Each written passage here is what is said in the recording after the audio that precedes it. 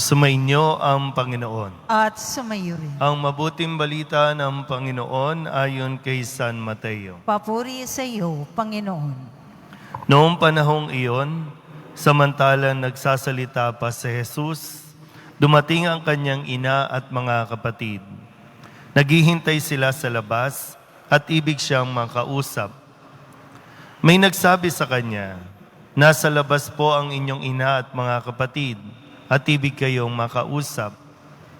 Ngunit sinabi ni Jesus, "Sino ang aking ina at sino-sino ang aking mga kapatid?" Itinuro niya ang kanyang mga alagad at sinabi, "Ito ang aking ina at mga kapatid, sapagkat ang sino mang sumusunod sa kalooban ng aking amang nasa langit, ang siya kong ina at mga kapatid." Ang mabuting balita ng Panginoon. Pinupuri ka namin, Panginoong Hesukristo. Isang magandang umaga po sa inyong lahat. Sa ating pong ebanghelyo ngayon, narinig po natin yung mga salitang ina, mga kapatid. At pinapaliwanag ni Kristo, ang sabi po niya sa bandang dulo, "Ang sino mang sumusunod sa kalooban ng aking amang nasa langit, ang siya kong ina at mga kapatid." Kung babalikan po natin, isa sa 10 utos ay ang igalang mo ang iyong ama't ina. Ang pamilya ay itinatag ng Diyos. Ibinigay ang anak sa mga magulang at ang mga magulang ay ibinigay sa anak. Kaya nga po, di ba, nilikha ng Diyos ang unang tao sa Eva at Adan.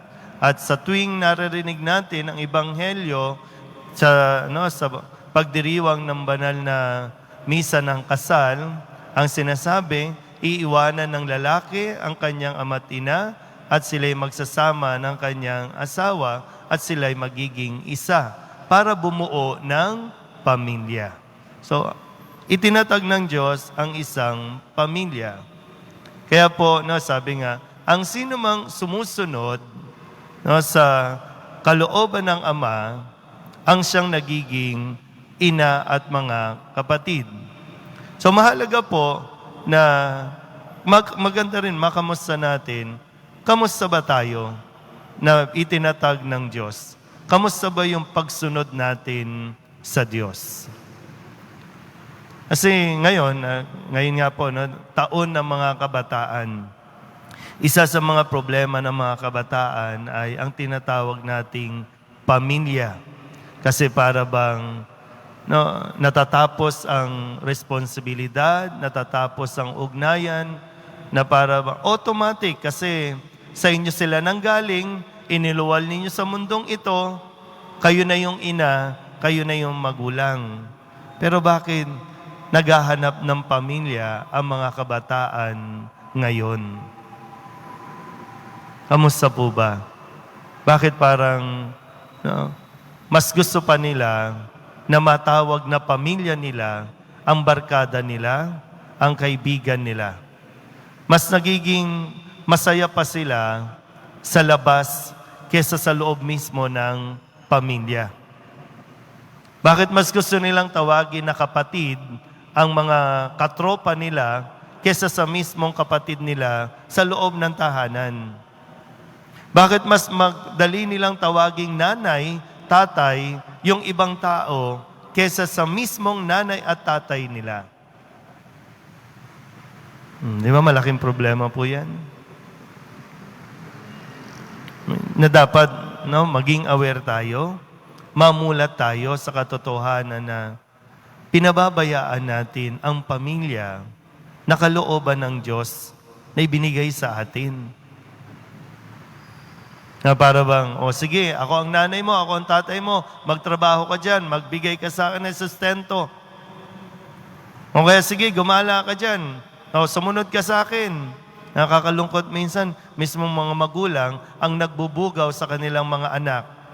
Mismong mga magulang ang nagtutulak para magdroga, para magtinda ng hindi tama. Tapos sasabihin natin, nanay ka, tatay ka, mga magulang kayo,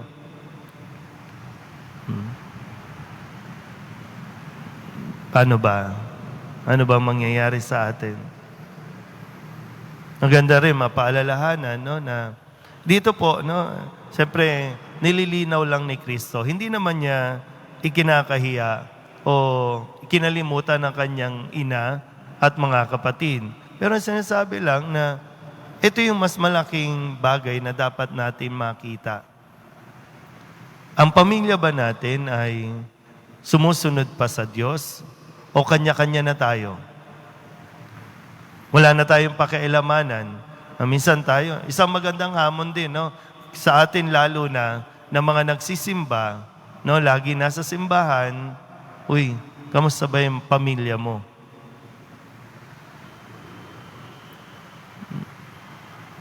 Kasi isa sa pinoproblema natin, itong isa sa dinutulog natin sa Nazareno, ayaw magbago, napapabayaan. Baka kasi yung kalooban ng Diyos na dapat sinusunod natin, ayaw natin. Kasi kadalasan, ang gusto natin, ang Diyos ang sumunod sa atin. Tayo ang dapat sumunod. Pag hindi tayo sumunod sa Diyos, pag hindi tayo sumunod sa kalooban niya, talagang mapapariwara, magkakahiwa-hiwalay tayo. Kaya lagi tayong babalik doon. Kasi tayo din naman talaga ay isang pamilya. Tayo rin ay pamilya ng Diyos. At talagang gagawin ng Diyos ang lahat para maprotektahan tayo. Kung paanong ginawa ng Diyos na protektahan ang mga Israelita laban sa mga Ehipsyo, mas sigit pa dyan ang kayang gawin ng Diyos na ipapakita sa atin. Basta sumunod lang tayo sa Kanya. Sino mang sumusunod sa Diyos, hindi mapapahamak. Amen?